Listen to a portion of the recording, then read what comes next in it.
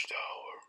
Emily Goodin is managing editor of RealClearPolitics.com. So glad to have you on the program today. I kind of want to start with where Peter just left off, because with Sean Spicer now named the press secretary, they've already been saying, there are going to be some changes. We might move some of the chairs around in the White House press room. That'll be interesting.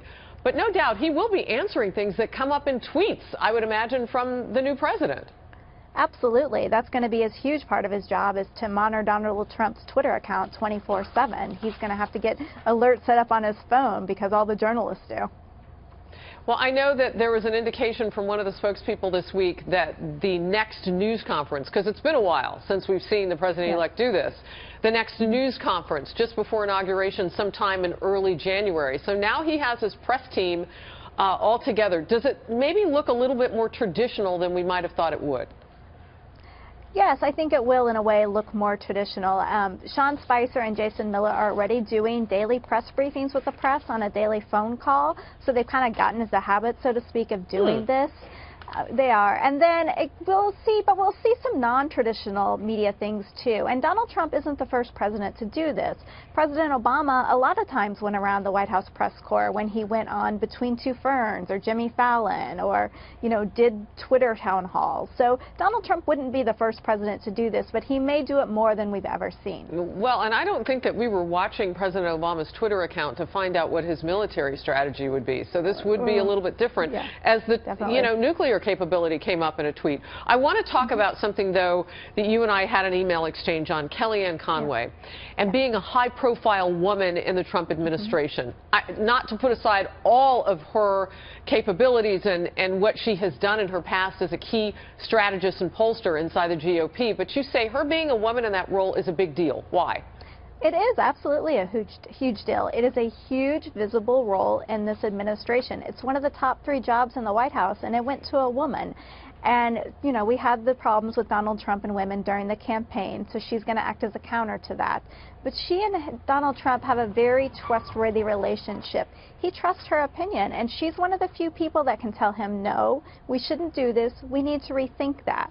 And that's a valuable relationship to have in the White House. You need someone who can walk into the Oval Office and say that to the President of the United States. Why do you think she gets his ear, if you will? She's just, I don't know if you've met her. I have several times. Oh, yes, I have. She's lovely, and she's very professional. She's very calm. She's someone you can speak to. A lot of the campaign staff I spoke to said everyone feels comfortable going to Kellyanne to talk about their questions, their problems, their concerns. She has the ear of everyone, and including the President-elect of the United States.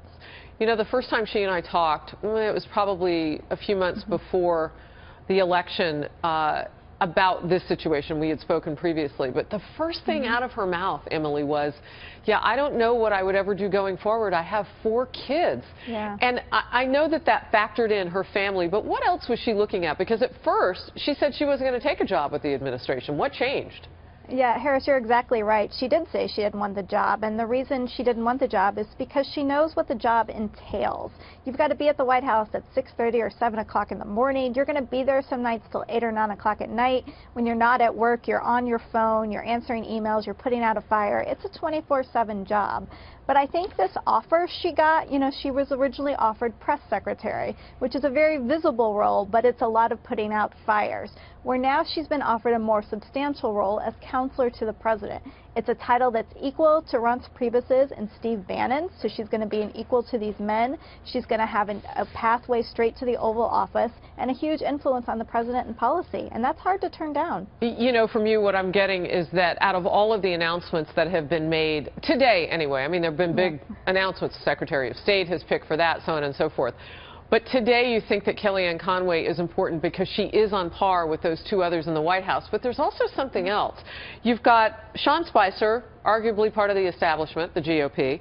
Reince Priebus, the establishment, the GOP. Absolutely. And on the flip side, Steve Bannon, definitely not the establishment, the outsider. Where do you put Kellyanne Conway?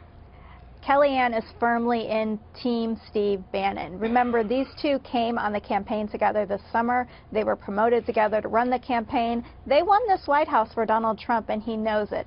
They're very close, and that's something we're going to be watching going forward, are these 2 orbits in the White House. The Reince Priebus, Sean Spicer orbit, and the Steve Bannon, Kellyanne Conway orbit. How does the Vice President-elect Mike Pence fit into this whole picture? Well, that's a great question. He's going to be a very influential vice president, and Kellyanne used to work with him, so they have a very close relationship. So you're going to see she has good, strong ties there, too. Yeah, and the reason I ask that is because you saw this week he first met with their National Security Advisory team and then Mr. Trump. He's the one who's taking those daily briefings that had gotten such criticism because the president-elect wasn't getting them. I mean, he has a key role in this administration already, and they haven't even taken office yet. So his ability to get along with these three pillars that you're talking about is critical. Absolutely, and you might see him be the bridge between these three pillars. Oh, interesting. He's really going to be the one person with kind of a leg in every camp because he speaks to everyone. He's a diplomat. He gets along with everyone, and that's going to be a role we'll watch him play. All right, before I let you scoot away, Real Clear Politics was something that pre-election we always talked about, how you guys looked at the average of polls and then you told us what they were saying. What are they saying right now about the president-elect going into January 20th? Well, that's a great question, and a trend I've noticed is that right about Election Day, Donald Trump's negative ratings was like -29. And since he's been elected, it's gone down to a -6. So that's wow. that's a huge jump, and more people getting comfortable with the idea of Donald Trump becoming president. Now, so by Inauguration Day, we might see it be positive. So in all the polling that you're watching, are there those that kind of dig deeper with their questions? Because it's one thing to ask somebody, do you like somebody? It's another thing to ask them why.